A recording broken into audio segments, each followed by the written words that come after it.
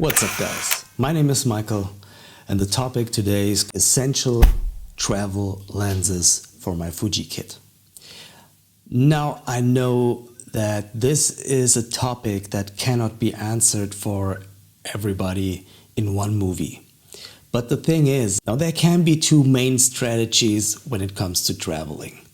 One could be you want to be as light and flexible as possible. If you belong to this category, you might just want to bring one or two zoom lenses. If you belong to the second category, where you would say that all that matters is that you bring the best images, then you might stick to prime lenses. Now I know that the Fuji zoom lenses are really good, and also made a video on the Fuji 18-55 in which I'm telling you that I really love the quality of the 18-55. But its aperture is not the greatest, and I like to shoot with a different approach, and I like shooting with prime lenses even when I'm traveling. If I really needed to, I could deal with just lens on every journey that I take.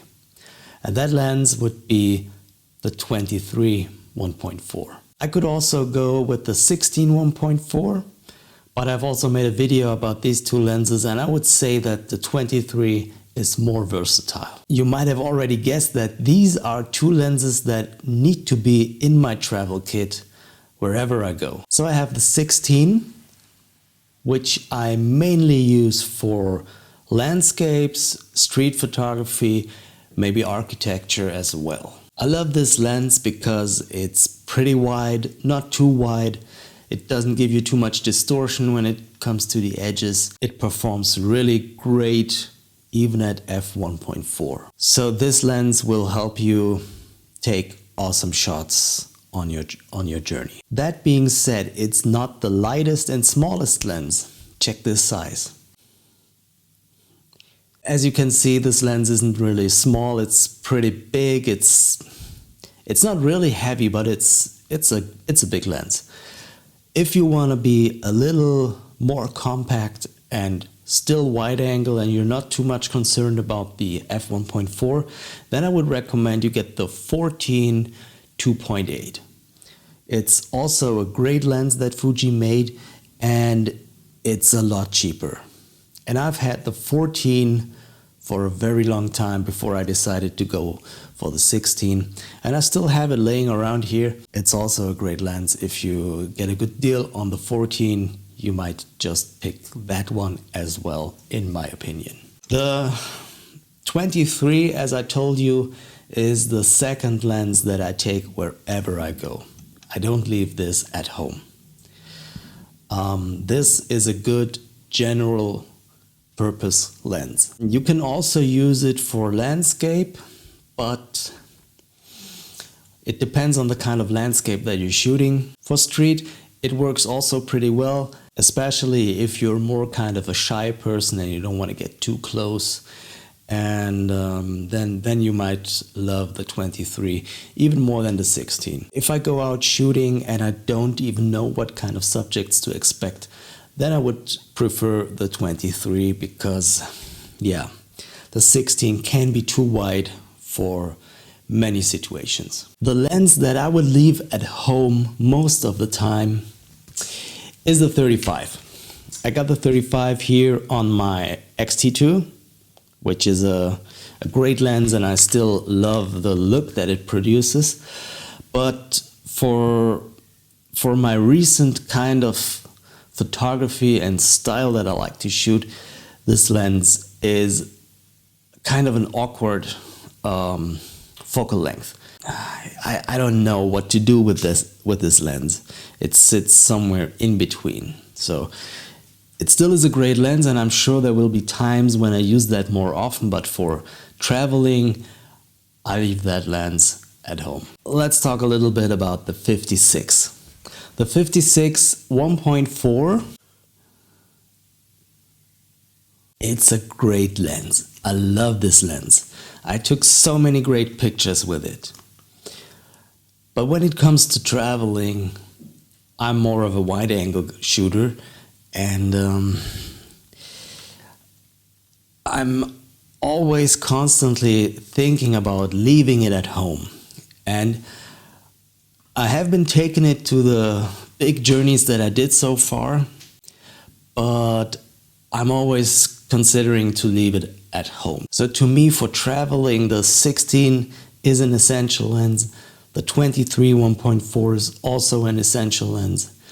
And if I would take a third one, I'm not quite sure if I would pick the 56 or if I would pick the 18 to 55, which is on my Fuji X-H1 right now, on which I'm filming this. The reason for that is, if I need that open aperture, I can go to the 16 or the 23. And if I need the 50mm focal range, I can get there with the 18 to 55. Still get a little out of focus background. I know it's not the same like with the 1.2 aperture, but if you're filming a lot, and I like to film a lot when I'm traveling, as you might have seen in my latest travel video from the United States, you should check that out. I will link it right here.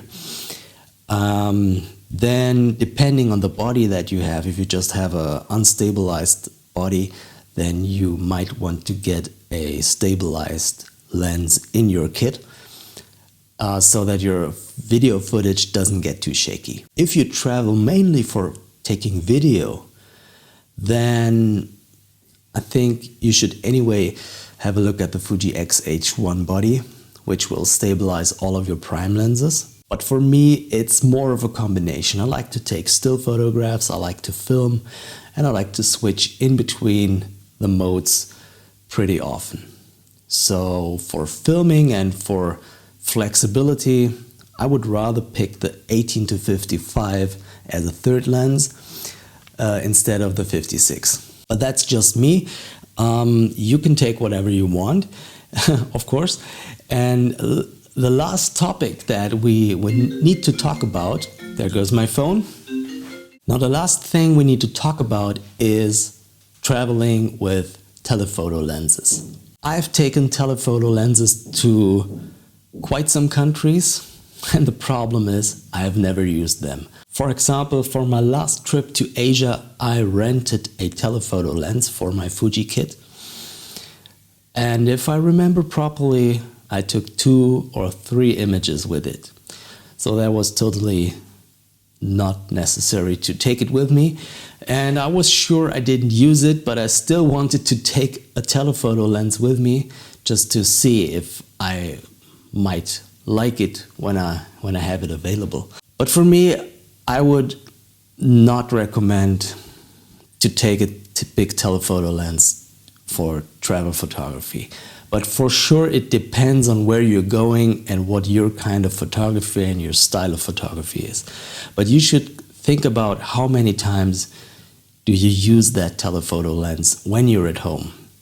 And I think the chances that you're going to use it much more when you're on vacation or on a journey, they're not too big. Take the lenses that you use at home most of the time, and you can't be wrong with that. Another thing to consider is, are you going on a backpack journey through Asia where weight and size of your gear is really an issue?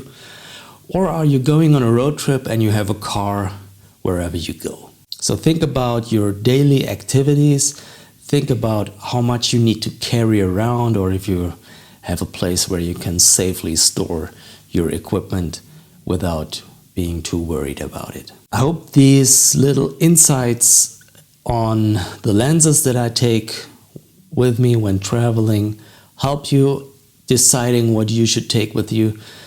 Don't take too much stuff. I think the secret is to reduce your stuff, and you will learn to use whatever you have. And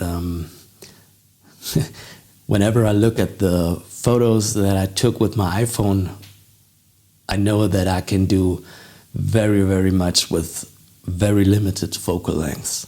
So, what are your main lenses that you take with you when you're traveling? Leave a comment here, leave a thumbs up, subscribe to my channel. See you next time, guys. Goodbye.